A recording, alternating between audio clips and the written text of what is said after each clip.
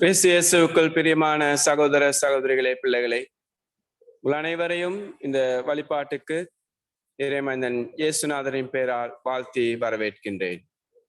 இன்றைய தினத்திலே நாங்கள் திருத்துவ காலத்திலே 5ஆம் ஞாயிறு வழிபாட்டிலே கலந்து கொள்கின்றோம். அத்தோடு கூட இன்றைய தினம் மெத்தடிஸ்த ஞாயிறு என்று அழைக்கப்படுகின்றது. எனவே 200 வருடங்களுக்கு முன்பதாக இந்த நாட்டுக்கு வந்த மெத்தடிஸ்த மிஷனரிமார்களுக்கு அவருடைய வாழ்க்கையை குறித்து நாங்கள் கடவுளுக்கு நன்றி சொல்லுவோம். அதோடு கூட மெத்தடிஸ்த திருச்சபைக்காகவும் நாங்கள் இந்த வழிபாட்டிலே மன்றாடுவோம். இன்றைய தினத்திலே உங்களுடைய கருப்பொருள் வாழ்வின் ஆண்டவர். பிதா குமாரன் பரிசுத்த ஆவியின் பேராலே ஆமேன். கிறிஸ்து இயேசுவுக்குள் நம்மை தமது நித்திய மகிமைக்கு அழைத்தவராயிருக்கிற சகல கிருபையும் பொருந்திய தேவன் தாமே கொஞ்ச காலம் பாடு அனுபவிக்கிற உங்களை சீர்படுத்தி, ஸ்திரப்படுத்தி, பலப்படுத்தி, நிலை நிறுத்துவாராக. ஜெபம் செய்வோம். எங்களை படைத்து பாதுகாத்து வழி நடத்தி வருகின்ற அன்பான கடவுளே சுவாமி, இந்த காலை நேரத்துக்காக நாங்கள் உமக்கு நன்றி சொல்லுகின்றோம். கர்த்தாவே, இன்றைய தினத்திலும் கூட நாங்கள் ஆலயத்திலே ஒன்றாக கூடி வர கூடாமல் இருந்தாலும், ஆண்டவரே, எங்களுடைய வீடுகளிலே இருந்து நாங்கள் இந்த வழிபாட்டிலே கலந்து கொள்ளும் பொழுது உம்முடைய தெய்வீக பிரசன்னத்தை நாங்கள் சந்திக்க கிருபை செய்யும். ஆண்டவரே, நாங்கள் உம்முடைய ஜீவன் தரும் வார்த்தையை கேட்கும் பொழுதும், இந்த வழிபாட்டிலே நாங்கள் கலந்து கொள்ளும் பொழுதும் உம்முடைய தெய்வீக ஆசீர்வாதங்களால் எங்களை நிரப்பும்படியாக நாங்கள் ஜெபிக்கின்றோம். இந்த வழிபாட்டானது எங்கள் ஒருவருக்கும், எங்களை சுற்றி வாழுகின்ற ஒவ்வொருவருக்கும் எங்களுடைய குடும்பங்களுக்கும் ஒரு ஆசீர்வாதமாக அமைய நீரே கிருபை செதல வேண்டும் என்று இறைமைந்தன் இயேசுநாதரின் பெயரால் மன்றாடுகின்றோம் நல்ல சுவாமி. ஆமென். நாங்கள் அனைவரும் சேர்ந்து ஆரம்ப பாடலை பாடுவோமாக.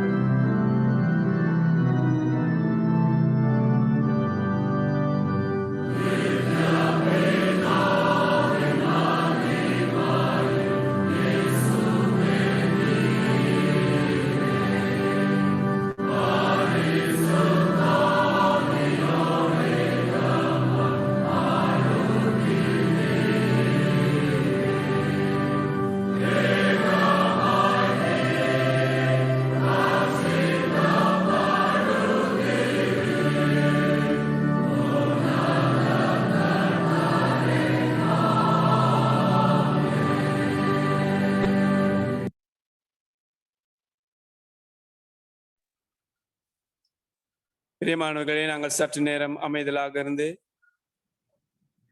பரிசுத்தமான கடவுளுக்கு முன்பாக நிற்கிற நாங்கள் நினைவினாலும் வார்த்தையினாலும் கிரியினாலும் கடவுளுக்கும் அவருடைய படைப்புக்கும் எங்களுடைய சகோதர மனிதருக்கும் எதிராக நாங்கள் செய்த எல்லா பாவங்களையும் மனத்தாழ்மையாய் அறிக்கை செய்வோம்.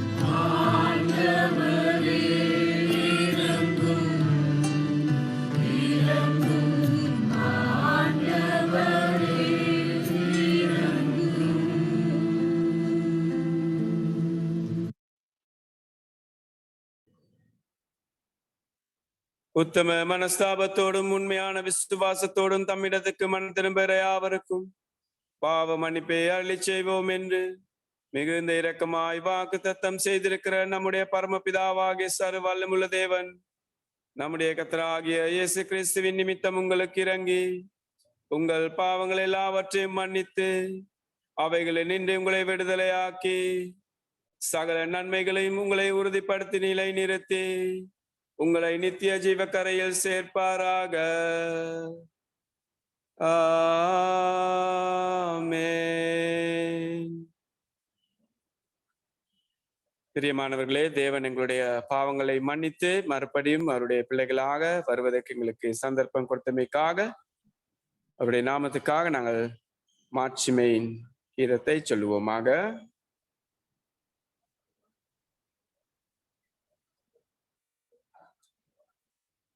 உன்னதத்தில் இருக்கிற தேவனுக்கு மகிமையும் பூமியிலே சமாதானமும் மனுஷர் மேற் பிரியமும் உண்டாவதாக. கர்த்தராகிய பராபரனே, பரமராஜாவே, சர்வத்துக்கும் வல்ல பிதாவாகிய தேவனே, உம்மை துதிக்கிறோம், உம்மை புகழுகிறோம், உம்மை வணங்குகிறோம், உம்மை மகிமைப்படுத்துகிறோம். உமது சிறந்த மகிமை நிமித்தம் உமக்கு சோஸ்திரம் செலுத்துகிறோம். கர்த்தராகிய ஒரே பேரான குமாரனாகிய இயேசு கிறிஸ்துவே, கர்த்தராகிய பராபரனே, பிதாவின் சுதனே, உலகத்தின் பாவங்களை சுமந்து தீர்க்கிற தேவ ஆட்டுக்குட்டியே, எங்களுக்கு இரங்கும். உலகத்தின் பாவங்களை சுமந்து தீர்க்கிறவரே, எங்களுக்கு இரங்கும். உலகத்தின் பாவங்களை சுமந்து தீர்க்கிறவரே, எங்கள் ஜெபத்தை கேட்டருளும். தேவனாகிய பிதாவின் வலது பரிசுத்தில் வீற்றிருக்கிறவரே, எங்களுக்கு இரங்கும். நீரே பரிசுத்தர், நீரே கர்த்தர், கிறிஸ்துவே தேவரீர் ஒருவரே, பரிசுத்த ஆவியோடே தேவனாகிய பிதாவின் மகிமையிலே உன்னதமானவராயிருக்கிறீர். ஆமென். இந்த நாளைக்குரிய சுருக்க ஜெபத்தை யாவரும் சேர்ந்து ஜெபிப்போம். அன்பான கடவுளே, உமது ஒரே பேரான இயேசு கிறிஸ்து நோயுள்ளவர்களை குணமாக்கி அவர்களை முழுமை வாழ்வுக்கு கொண்டு வந்தார். எமது தேசத்தினதும் உலகனிதனும் அங்கலாய்ப்பை பார்த்தருளும். உமது வல்லமையால் நாடுகளையும் அதன் மக்களையும் முழுமை வாழ்வுக்கு கொண்டு வாரும். நமது ஆண்டவர் இயேசு கிறிஸ்துவின் திருப்பெயராலே ஆமென்.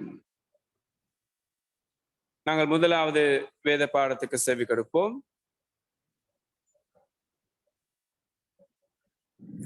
வாசிக்கப்பட வேண்டிய முதலாம் வேத பாடம் புலம்பல் 3ஆம் அதிகாரம் 22ஆம் வசனம் தொடக்கம் 33ஆம் வசனம் வரை. நாம் நிர்மூலமாகாதிருக்கிறது கர்த்தருடைய கிருபையே, அவருடைய இரக்கங்களுக்கு முடிவில்லை. அவைகள் காலைதோறும் புதியவைகள். உமது உண்மை பெரிதாயிருக்கிறது. கர்த்தர் என் பங்கு என்று என் ஆத்துமா சொல்லும். ஆகையால் அவரிடத்தில் நம்பிக்கை கொண்டிருப்பேன்.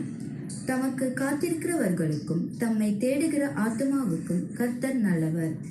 கர்த்தருடைய இரட்சிப்புக்கு நம்பிக்கையோடு காத்திருக்கிறது நல்லது.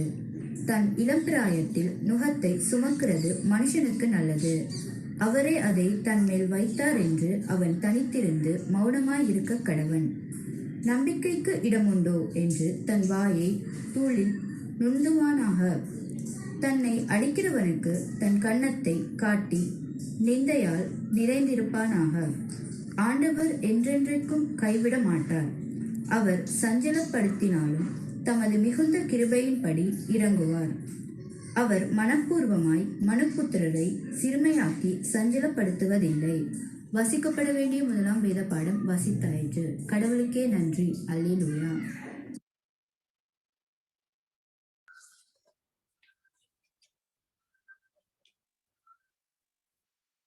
நாங்கள் அனைவரும் சேர்ந்து இரண்டாவது பாடலை பாடுவோமாக.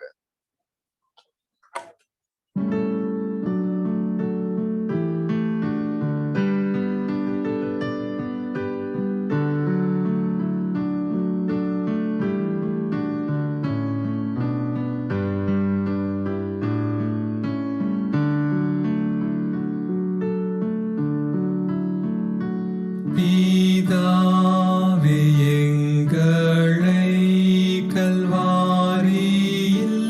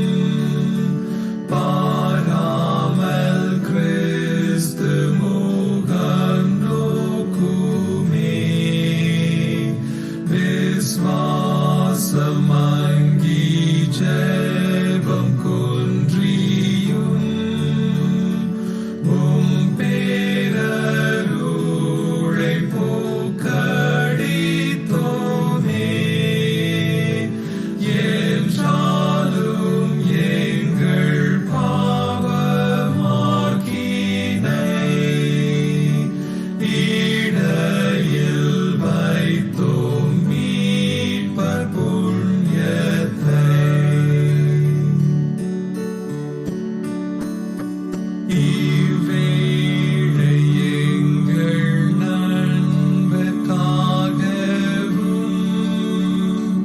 உம் சந்நிதானம் வேண்டல் செய்வோமே. சீரந்த நன்மையாவும் ஆழியும் உம் மார்பினில் அணைத்து காருமே. எத்தீங்கும் அணுகாமல் விலக்கும் உம்மில் நிலைக்க பலன் அருளும். இவ்வாறு அண்டினோம் உம் சரணம். மாசாந்தமுள்ள மீட்பரான நீர், பேரின்பம் தரும் திவ்ய போஜனம் கொடுப்பதாலும் தீமை நீக்குவீர். உற்சாகத்தோடு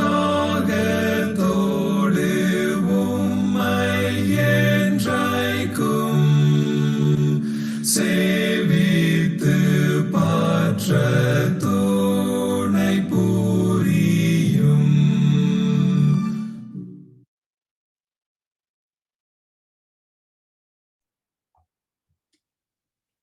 கர்த்தர் உங்களோடு இருப்பாராக. பரிசுத்த சுவிசேஷ வாக்கியம்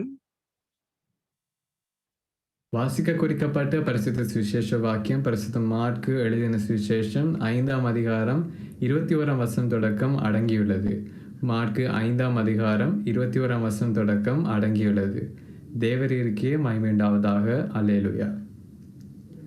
இயேசு படவில் ஏறி மறுபடியும் இக்கரைக்கு வந்து கடலோரத்தில் இருந்த பொழுது திரளான ஜனங்கள் அவரிடத்தில் கூடி வந்தார்கள். அப்பொழுது ஜெப ஆலய தலைவரில் ஒருவனாகிய யபீரு என்பவன் வந்து அவரை கண்டவுடனே அவர் பாதத்திலே விழுந்து, என் குமாரத்தி மரண அவஸ்தைப்படுகிறாள், அவள் ஆரோக்கியம் அடையும்படிக்கு நீர் வந்து அவள் மேல் உமது கைகளை வையும், அப்பொழுது பிழைப்பாள் என்று அவரை மிகவும் வேண்டிக் கொண்டான். அவர் அவனோடே கூட போனார். திரளான ஜனங்கள் அவருக்கு பின் சென்று அவரை நெருக்கினார்கள். அப்பொழுது 12 வருஷமாய் பெரும் பாடுள்ள ஒரு ஸ்திரீ அநேக வைத்தியர்களால் மிகவும் வருத்தப்பட்டு தனக்கு உண்டானவைகளையெல்லாம் செலவழித்தும் சற்றாகிலும் குணமடையாமல் அதிக வருத்தப்படுகிற பொழுது இயேசுவை குறித்து கேள்விப்பட்டு, நான் அவருடைய வஸ்திரங்களை ஆகிலும் தொட்டால் சுஸ்தமாவேன் என்று சொல்லி ஜனக்கூட்டத்துக்குள்ளே அவருக்கு பின்னாக வந்து அவருடைய வஸ்திரத்தை தொட்டாள். உடனே அவளுடைய உதிரத்தின் ஊரல் நின்று போயிற்று. அந்த வேதனை நீங்கி ஆரோக்கியம் அடைந்ததை அவள் தன் சரீரத்தில் உணர்ந்தாள். உடனே இயேசு தம்மிலிருந்து வல்லமை புறப்பட்டதை தமக்குள் அறிந்து ஜனக்கூட்டத்துக்குள்ளே திரும்பி, என் வஸ்திரங்களை தொட்டது யார் என்று கேட்டார். அவருடைய சீஷர்கள் அவரை நோக்கி, திரளான ஜனங்கள் உம்மை நெருக்கிக் கொண்டிருக்கிறதை நீர் கண்டும் என்னை தொட்டது யார் என்று கேட்கிறீரே என்றார்கள். இதை செய்தவளை காணும்படிக்கு அவர் சுற்றிலும் பார்த்தார். தன்னிடத்திலே சம்பவித்ததை அறிந்த அந்த ஸ்திரீயானவள் பயந்து நடுங்கி அவர் முன்பாக வந்து விழுந்து உண்மையெல்லாம் அவருக்கு சொன்னாள். அவர் அவளை பார்த்து, மகளே, உன் விசுவாசம் உன்னை ரட்சித்தது, நீ சமாதானத்தோடே போய் உன் வேதனை நீங்கி சுகமாயிரு என்றார். அவர் இப்படி பேசிக்கொண்டிருக்க ஜெப ஆலய தலைவனுடைய வீட்டிலிருந்து சிலர் வந்து, உம்முடைய குமாரத்தி மரித்து போனாள், இனி ஏன் போதுகரை வருத்தப்படுத்துகிறீர் என்றார்கள். அவர்கள் சொன்ன வார்த்தை இயேசு கேட்டவுடனே ஜெப ஆலய தலைவனை நோக்கி, பயப்படாதே, விசுவாசம் உள்ளவனாய் இரு என்று சொல்லி பேதுருவையும் யாக்கோபையும் யாக்கோபின் சகோதரன் யோவானையும் தவிர வேறொருவரும் தம்முடைய வருகிறதுக்கு இடங்கொடாமல் ஜெப ஆலய தலைவனுடைய வீட்டிலே வந்து சந்தடியையும் மிகவும் அழுது புலம்புகிறவர்களையும் கண்டு உள்ளே பிரவேசித்து, நீங்கள் ஏன் சந்தடி பண்ணி அழுகிறது என்ன? பிள்ளை மரிக்கவில்லை, நித்திரையாய் இருக்கிறாள் என்றார். அதற்காக அவரை பார்த்து நகைத்தார்கள். எல்லாரையும் அவர் வெளியே போக பண்ணி பிள்ளையின் தகப்பனையும் தாயையும் தம்முடைய வந்தவர்களையும் அழைத்து கொண்டு பிள்ளையின் கையை பிடித்து தலித்தாகுமி என்றார். அதற்கு சிறு பெண்ணே எழுந்திரு என்று உனக்கு சொல்லுகிறேன் என்று அர்த்தமாம். உடனே சிறு பெண் எழுந்து நடந்தார். அவர் 12 வயதுள்ளவராய் இருந்தார். அவர்கள் மிகுந்த ஆச்சரியப்பட்டு பிரமித்தார்கள். அதை ஒருவருக்கும் அறிவியாதபடி அவர்களுக்கு உறுதியாக கட்டளையிட்டு அவளுக்கு ஆகாரம் கொடுக்கும்படி சொன்னார். இது ஆண்டவராகிய இயேசு கிறிஸ்துவின் சுவிசேஷம். கிறிஸ்துவுக்கே சோஸ்திரம் உண்டாவதாக. அல்லேலூயா.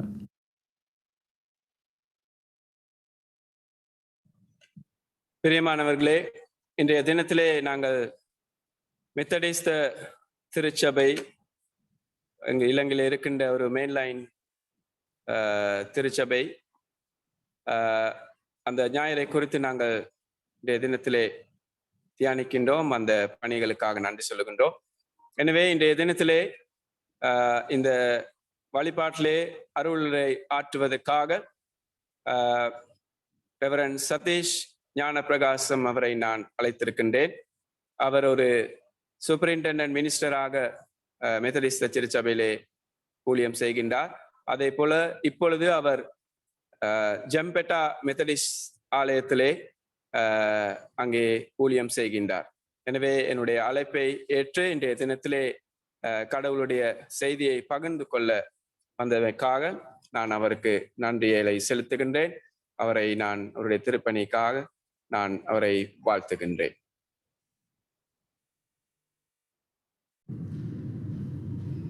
ஆண்டவராகிய இயேசு கிறிஸ்துவின் நாமத்திலே இந்த காலை வேளையிலே உங்கள் அனைவரையும் அன்போடு கூட வாழ்த்துவோம். கர்த்தருடைய வார்த்தையை செவிமடுப்பதற்கு முன்பதாக சிரங்களை தாழ்த்தி செவிப்போம். அன்புள்ள ஆண்டவரே, இந்த அருமையான காலை வேளைக்காய் ஸ்தோத்திரம். என் வாயின் வார்த்தைகளும் ஒவ்வொருடைய இருதயத்தின் தியானம் உம்முடைய சமூகத்திலே ஏற்புடையதாயிருப்பதாக. ஆமென். அன்பார்ந்தவர்களே, இன்றைய காலை சிந்தனைக்காக தெரிவு செய்யப்பட்ட சுவிசேஷ பாடத்தை நாம் கவனிக்கின்ற போது மார்க் எழுதின நற்செய்தி நூல் 5ஆம் அதிகாரத்திலே காணப்படுகின்ற 2 சம்பவங்களை நாங்கள் காணுகின்றோம். இன்றைய நாளிலே நம்முடைய சிந்தனைக்காக தரப்பட்டிருக்கிற கருப்பொருள் வாழ்வு தரும் ஆண்டவர், அல்லாவிட்டால் வாழ்வின் ஆண்டவர், லார்ட் ஆஃப் த லைஃப் என்கின்ற இந்த தலைப்பிலே இன்று நாம் சிந்தனையை மேற்கொள்ளுகின்றோம். நாம் வாசித்த திருமறை பகுதியை கவனிப்பதற்கு முன்பதாக இந்த நாளில் இன்னும் ஒரு முக்கியத்துவத்தை நாம் கவனிக்கின்றோம். அதுதான் மெதடிஸ்த திருச்சபை இலங்கையிலே ஸ்தாபிக்கப்பட்ட அந்த நாளை நாம் நினைவு கூறுகின்றோம். 1814ஆம் ஆண்டு ஆனி மாதம் 29ஆம் தேதி இலங்கையின் காலி பகுதியிலே வந்திறங்கிய மெதடிஸ்த மிஷனரிமார் இந்த நாட்டிலே மெதடிஸ்த திருச்சபையின் ஆரம்பத்திற்கு காரணமாயிருந்தார்கள். ஆகவே இந்த வாரத்திலே இந்த மெதடிஸ்த தினத்தை நாம் 29ஆம் தேதி நினைவு கூர்ந்தாலும் இன்றைய ஞாயிறு தினத்திலே வாழ்வு தரும் ஆண்டவரை இந்த இலங்கை தேசத்துக்கு அறிமுகப்படுத்திய மெதடிஸ்த மிஷனரிமாரை நாம் நினைவு கூறாமல் இருக்க முடியாது.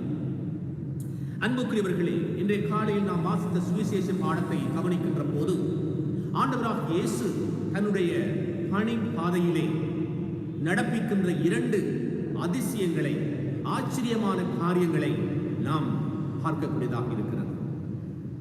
ஆண்டவர் இயேசுடைய பாதத்திலே ஒரு ஜெப ஆலய தலைவன் வந்து விழுந்து ஒரு விண்ணப்பத்தை அவன் கேட்கின்றான். என்னுடைய பிள்ளை சுவையினமாக இருக்கின்றாள், மரண பிடியிலே இருக்கின்றாள், அவளை சுகமாக்க வேண்டும் என்கின்ற விண்ணப்பத்தை அந்த மனுஷன் செய்கிறதை நாங்கள் பார்க்கிறோம். ஆண்டவர் இயேசுவின் பாதத்திலே ஒரு ஜெப ஆலய தலைவன் வந்து விழுவது ஒரு ஆச்சரியமான காரியமாக நோக்கப்படுகிறது. அது மாத்திரமல்ல, இந்த பணிப்பாதையிலே நாம் பார்க்கின்ற போது அவர் திரளான ஜனங்களோடு கூட கடந்து வருகிற போது பெரும்பாலுள்ள ஒரு ஸ்திரீ, அதாவது 12 வருட காலம் உதிர ஊரல் இருக்கின்ற ஒரு ஸ்திரீ மறைவாக வந்து இயேசுவை தொட்டு அவருடைய ஆடையின் ஓரத்தை தொட்டு சொஸ்தத்தை பெற்றுக் கொள்ளுகின்றார். ஆக இந்த 2 காரியங்களையும் நாம் சிந்திக்கின்ற போது வாழ்வு தரும் ஆண்டவருக்கும் இந்த நபர்களுக்கும் இருக்கக்கூடிய தொடர்பு என்ன என்பதை நாம் சிந்திக்க வேண்டும்.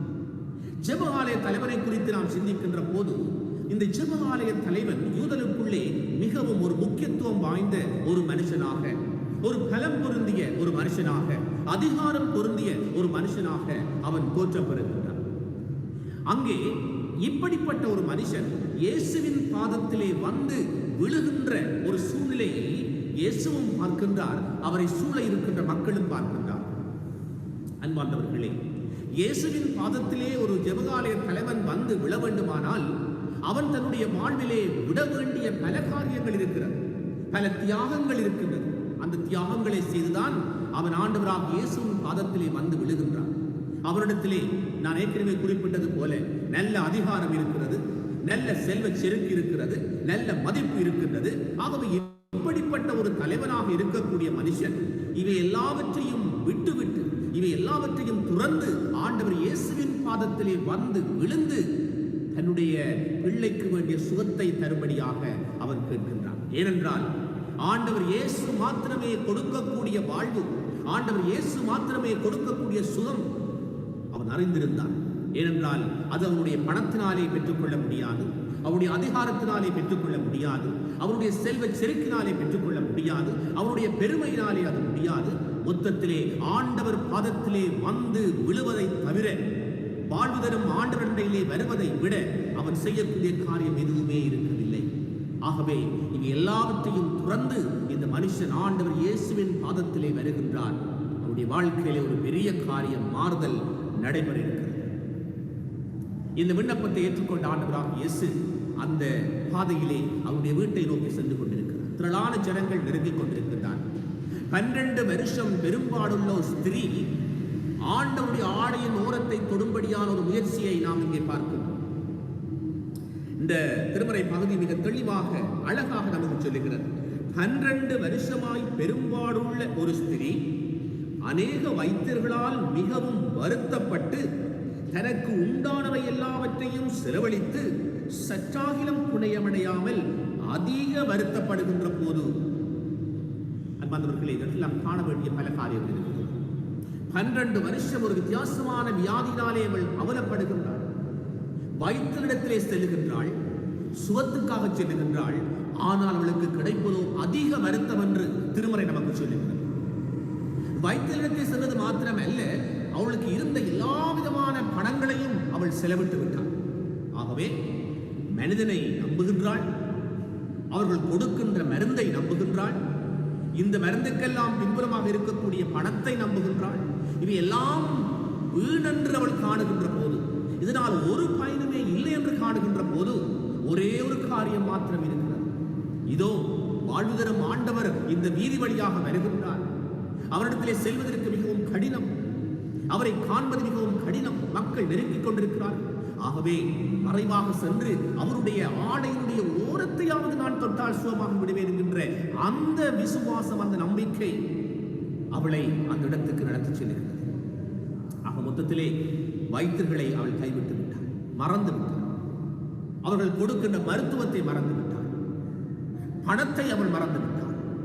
வாழ்வு தரும் ஆண்டவரை எனக்கு வழி தருவார், எனக்கு வாழ்வு தருவார் என்ற அந்த நிச்சயத்தோடு, சுகம் தருவார் என்ற நிச்சயத்தோடு அவள் கடந்து சென்று ஆண்டவர் இயேசுவுடைய அந்த ஆடையின் ஓரத்தை அவள் தொடுகின்றாள்.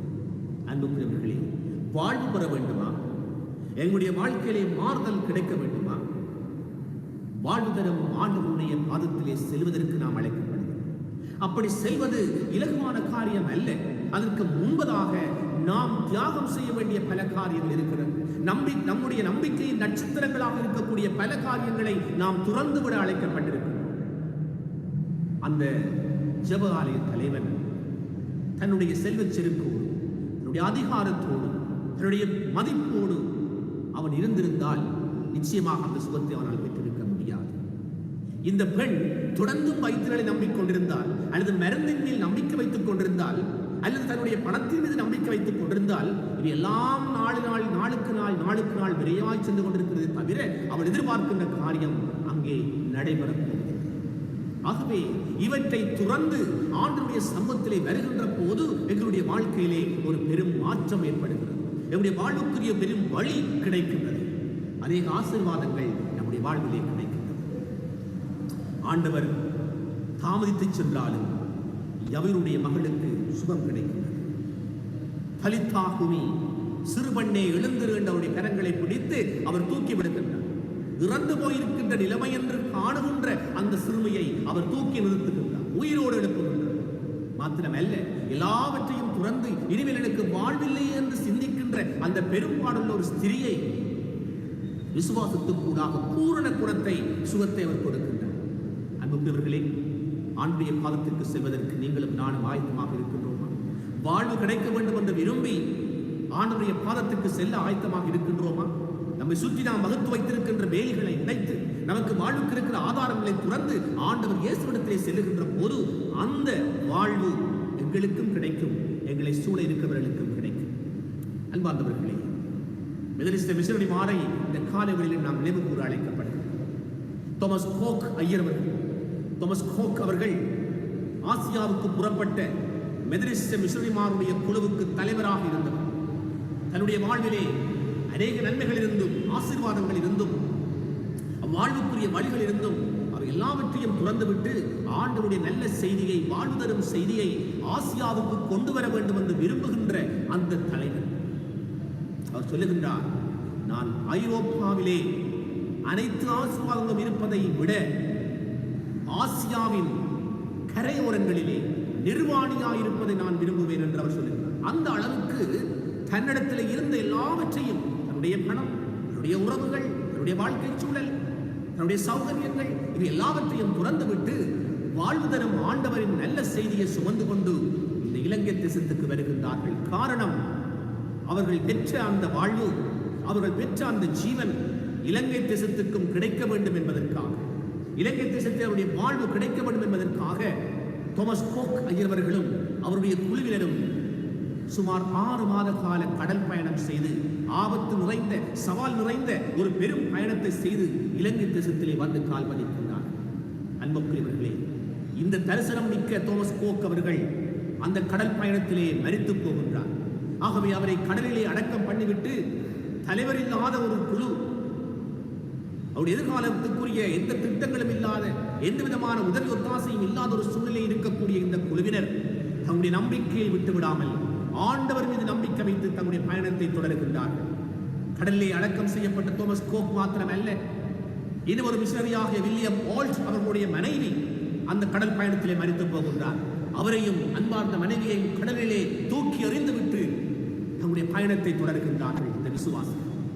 அவ்விதமாக இலங்கையின் வெலிகம பகுதியிலே வந்து இறங்கிய இந்த மெதடிஸ்ட் மிஷனரிமார் இலங்கையின் 4 பாகங்களுக்கும் புறப்பட்டு சென்று ஆண்டவருடைய அன்பை விதைத்தார்கள், ஆண்டவருடைய வார்த்தையை சொன்னார்கள், வழிபாட்டுக்காக மக்களை அழைத்தார்கள், சமூகத்திலே பல்வேறு பணிகளை செய்தார்கள். அது கல்வி பணியாக, மருத்துவ பணியாக, இன்னும் பல்வேறு விதங்களிலே அவருடைய பணிகளை அவர்கள் செய்தார்கள். இந்த இலங்கை தேசத்துக்கு அவர்கள் ஒரு உயிரோட்டம் உள்ள மிஷனரிமாராக இருந்தார்கள். ஆகவே கல்வியிலே, சுகாதாரத்திலே, மனித விழுமியங்களிலே நம்முடைய தேசம் வளர்வதற்கு அவர்கள் வித்தாகி போனார்கள். அன்புக்குரியவர்களே, இந்த மிஷனரிமார் இந்த தேசத்திலே வந்து தங்களுடைய வாழ்வை இதையாக்கி இன்றைக்கு 207 வருடங்களை நாம் கடந்திருக்கிறோம். இன்றைக்கு இலங்கை எங்கும் மெதடிஸ்டர்கள் பறந்து வாழ்ந்து ஆண்டவருடைய சாட்சிகளாக இருக்கக்கூடிய, அவருடைய சீடர்களாக இருக்கக்கூடிய, அவருடைய பணிகளை முன்னெடுத்துச் செல்லக்கூடிய நல்ல சாட்சிகளாக இருக்கக்கூடிய சூழ்நிலையை ஆண்டவர் ஏற்படுத்தி கொடுத்திருக்கிறார். கோதுமை மணியானது நிலத்திலே விழுந்து சாகாவிட்டால் அது தனித்திருக்கும், அதுவே விழுந்து மடிந்ததானால் அநேக பலனை கொடுக்கும் என்று ஆண்டவருடைய வார்த்தை சொல்லுகிறது. ஆகவே இந்த மிஷனரிமார் தங்களுக்கு இருந்த எல்லாவற்றையும் தியாகம் செய்துவிட்டு இந்த இலங்கை தேசத்துக்கு வந்தார்கள். இதற்காக அடுத்தவருக்கு வாழ்வு கொடுப்பதற்காக, அடுத்தவருக்கு வாழ்வின் செய்தியை சொல்வதற்காக, சுவிசேஷத்தை பிரசங்கிப்பதற்காக அவர்கள் இந்த தேசத்துக்கு இறங்கி வந்தார்கள். இன்றைக்கு நாம் ஆண்டவருடைய பிள்ளைகளாக இந்த உலகத்திலே சாட்சி பகிர்கிறோம், இந்த தேசத்திலே நாங்கள் சாட்சி பகிர்கிறோம். அன்பார்ந்தவர்களே, வாழ்வு தரும் ஆண்டவரை பெற்றிருக்கிற, அனுபவித்திருக்கிற நீங்களும் நானும் எவ்விதமாக இந்த ஆண்டவரை இந்த தேசத்துக்கு அறிமுகப்படுத்திக் கொண்டிருக்கிறோம், இந்த தேசத்தினுடைய வாழ்விலே நாம் எவ்விதமாக பங்கெடுத்துக் கொண்டிருக்கிறோம் என்பதை நாம் சிந்திக்க வேண்டிய காலகட்டம் இது. எங்களுக்கு இருக்கக்கூடிய எல்லா வரையறைகளையும் எடுத்து ஆண்டவருடைய பாதத்திலே சென்று அவருடைய வாழ்வை நாம் அனுபவிப்பது மாத்திரமல்ல, நம்மோடு கூட இருக்கின்ற மக்களுடைய வாழ்விலும் அந்த இயேசுவை அறிமுகப்படுத்த, அந்த இயேசுவின் வாழ்வை பகிர்ந்து கொள்ள இந்த காலங்களிலும் நாம் அழைக்கப்படுகின்றோம். கோவிட்-19 சொல்லப்படுகிற இந்த கொரோனா தொற்றின் மத்தியிலே வாழ்ந்து கொண்டிருக்கக்கூடிய நம்முடைய உலகம், நம்முடைய தேசம் எத்தனை விதமான சவால்களுக்கூடாக கடந்து செல்லுகிறது.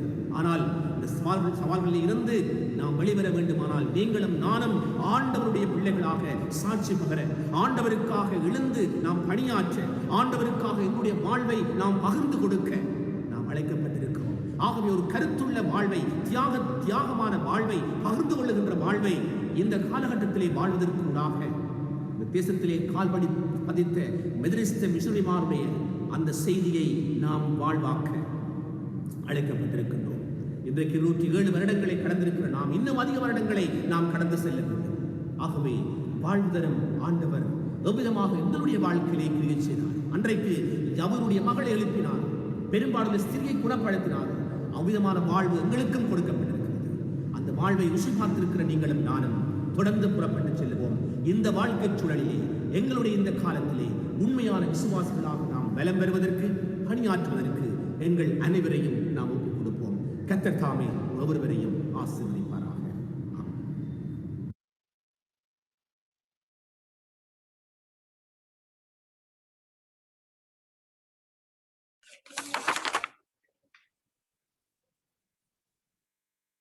தேவனுடைய வார்த்தையை சிந்தித்த நாம் எங்களுடைய கிறிஸ்தவ விசுவாசத்தை அறிக்கை செய்வோம்.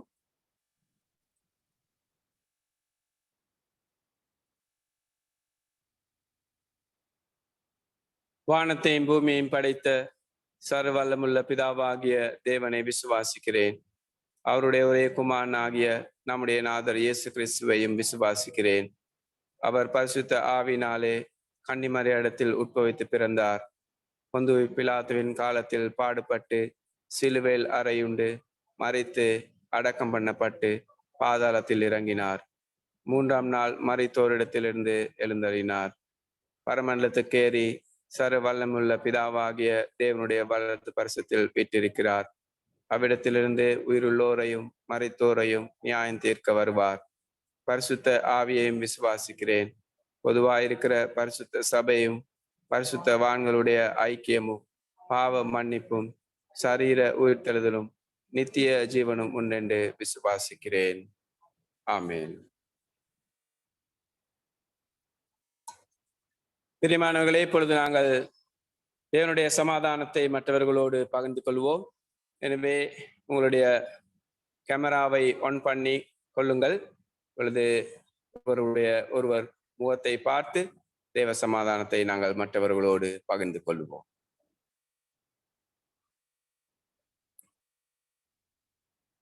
அன்பார்ந்தவர்களே, ஒருவர் மற்றவரிடம் அன்பு செலுத்துவோம், ஏனெனில் அன்பு கடவுளிடமிருந்து வருகிறது.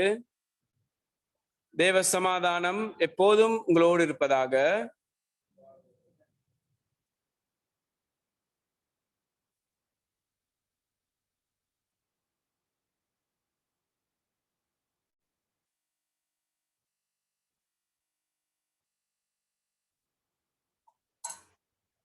நாம் அனைவரும் ஜெபம் செய்வோம். விண்ணப்ப மாலை.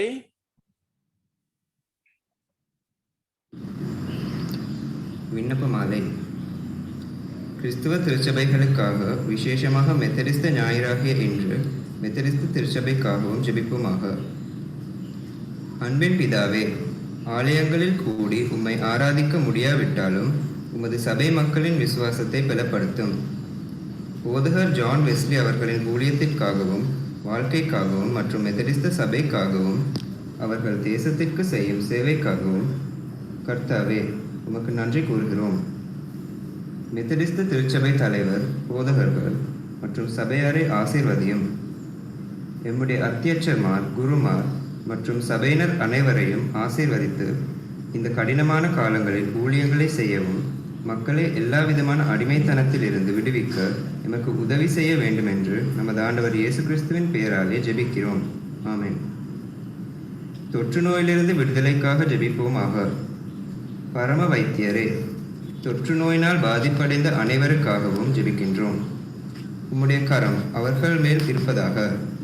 சுகாதார சேவையிலும் அத்தியாவசிய சேவைகளிலும் பணிபுரியும் அனைவரையும் பாதுகாத்து தங்கள் சேவைகளை அன்போடும் கருணையோடும் செய்ய வழி நடத்தும். தொற்று நோயினால் உயிரிழந்தவர்களை நினைவு கூர்கிறோம். அன்பானவர்களை இழந்து தவிப்பவர்களை கர்த்தாவே ஆறுதல் படுத்தி அருளும். அவர்களின் விசுவாசமும் நம்பிக்கையும் என்றும் உம்மில் நிலைத்திருப்பதாக. ஆமென். பிரச்சனைகள் மத்தியில் தவிப்பவர்களுக்காக ஜெபிப்போமாக. கருணைமிக்க ஆண்டவரே, நோயுற்றோரை குணப்படுத்தும், பசியுற்றோரை போஷியும், அன்பானவர்களை இழந்தவர்களுக்கு ஆறுதலடைய செய்யும். நெருக்கடியான சூழ்நிலைகளில் தவிப்பவர்களை அரவணைத்தருளும். கவனிப்பாரின்றி தெருக்களில், வயோதிபர் இல்லங்களில், அனாதை இல்லங்களில் மற்றும் அகதி முகாம்களில் இருப்பவர்களுக்காகவும், தகுந்த வசதிகள் இல்லாததால் கல்வியை தொடர தவிக்கும் பிள்ளைகளுக்காகவும் ஜெபிப்போமாக. கிருபையின் தேவனே, தனிமையில் துணையாக இருந்து தேவைகளை பூர்த்தியாக்கி ஆபத்து வேளையில் பலப்படுத்தி நாம் அனைவரையும் நித்திய ஜீவக்கரையில் சேர்க்க வேண்டுமென்று இயேசு கிறிஸ்துவின் மூலம் ஜெபிக்கிறோம். ஆமென்.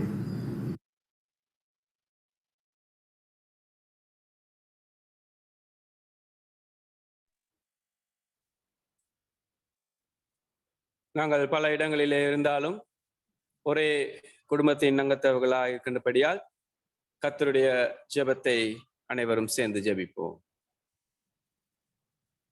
பரமண்டலங்களில் இருக்கிற எங்கள் பிதாவே, உம்முடைய நாமம் பரிசுத்தப்படுவதாக, உம்முடைய ராஜ்யம் வருவதாக, உம்முடைய சித்தம் பரமண்டலத்திலே செய்யப்படுவது போல பூமியிலேயும் செய்யப்படுவதாக. அன்றைய எங்கள் அப்பத்தை எங்களுக்கு இன்று தாரும். எங்களுக்கு விரோதமாக குற்றம் செய்கிறவர்களை நாங்கள் மன்னிக்கிறது போல எங்கள் குற்றங்களை எங்களுக்கு மன்னியும். எங்களை சோதனைக்குட்படாமல் தீமையின்றி எங்களை இரட்சித்துக் கொள்ளும். ராஜ்யமும் வல்லமையும் மகிமையும் என்றென்றைக்கும் உம்முடைய வேலையே. ஆமென். சில அறிவித்தல்கள். பிரியமானவர்களே, வருகின்ற ஞாயிற்றுக்கிழமையும் நாங்கள் எங்களுடைய இந்த ஆன்லைன் ஆராதனை ஜூம் மூலியமாகவும் ஃபேஸ்புக் மூலியமாகவும் நாங்கள் நடத்த இருக்கின்றோம். காலை 8:30 மணிக்கு. அதற்குரிய லிங்க் உங்களுடைய சர்ச் குரூப்ல நாங்கள் ஷேர் பண்ண இருக்கின்றோம். தயவு செய்து அதில் இணைந்து கொண்டு அந்த வழிபாட்டிலே கலந்து கொள்ளுமாறு உங்களை நாங்கள் கேட்டுக்கொள்கின்றோம். நாங்கள் கடந்த ஞாயிற்றுக்கிழமையில இருந்து மறை பாடசாலை சண்டே ஸ்கூல் நாங்கள் ஜூம் மூலியமாக ஆரம்பித்திருக்கின்றோம். எனவே தயவு செய்து பெற்றோர் தங்களுடைய பிள்ளைகளுக்குரிய அந்த வசதிகளை நீங்கள் ஏற்பாடு பண்ணி கொடுத்து அந்த பிள்ளைகளுக்கு அந்த ஆன்லைன் மூலமாக ஜூம் மூலியமாக நடத்துகின்ற அந்த சண்டே ஸ்கூல் வகுப்பிலே கலந்து கொள்ள நீங்கள் கடமையாற்றுங்கள் என்று சொல்லி நாங்கள் உங்களை கேட்டுக்கொள்கின்றோம்.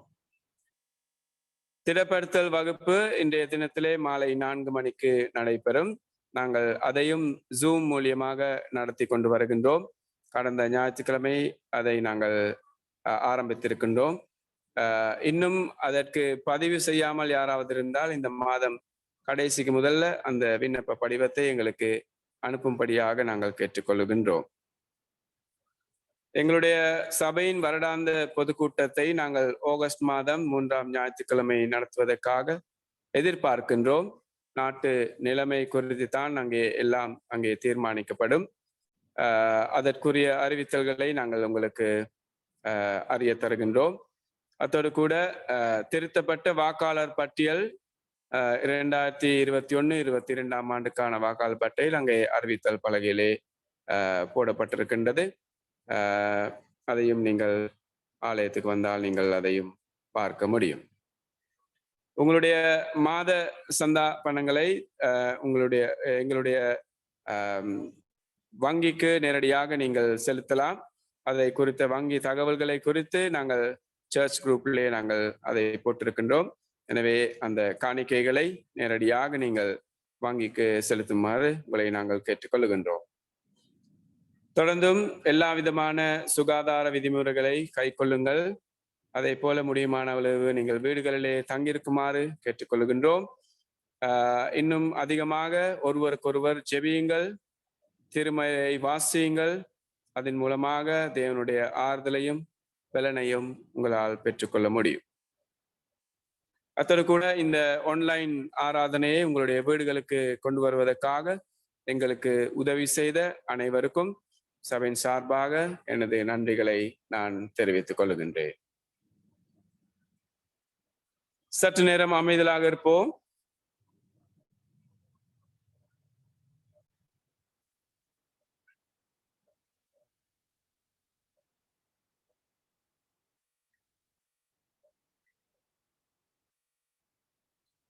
எல்லா புத்திக்கும் மேலான தேவ சமாதானம் உங்களோட இருந்து நீங்கள் தேவனுடைய மகனுடைய குமாரன் ஆகிய நம்முடைய நாதர் இயேசு கிறிஸ்துவின் பற்றிய அறிவிலும் அன்பிலும் நிலைத்திருக்கும்படி உங்கள் இருதயத்தையும் சிந்தையும் காக்க கடவது. பிதா, குமாரன், பரிசுத்த ஆவி ஆகிய சர்வ வல்லமை பொருந்தியருடைய ஆசீர்வாதம் உங்களுக்குள்ளே இருந்து எப்பொழுதும் உங்களோட நிலைத்திருக்க கடவது.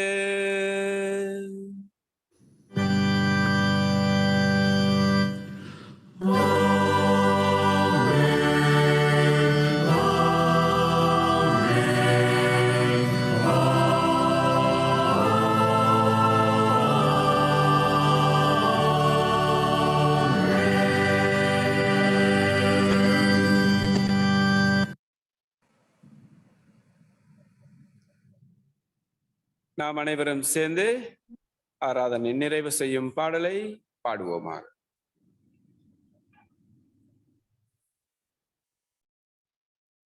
காளி கூறுவோம் கர்த்தர் நம் பட்சமே, தாம் இரத்தத்தால் நம்மை மீட்டார். அவர் நமக்கு யாவிலும் எல்லாமே பாவ பயம் நீக்குவார். கர்த்தர் நம் பட்சம், கர்த்தர் நம்மோடு, கர்த்தர் சகாயர். யார் எதிர்க்க வல்லோர்? யார் யார் யார் யார் யார் எதிர்க்க வல்லோர்? யார் எதிர்க்க வல்லோர்? யார் வல்லோர்? தீட நாடைவோம், தீமை மேற்கொள்ளுவோம், கர்த்தாவின் வல்ல கரத்தால். உண்மை பக்தியாய் நாடோறும் ஜீவிப்போம், அவரை திடனாகையால்.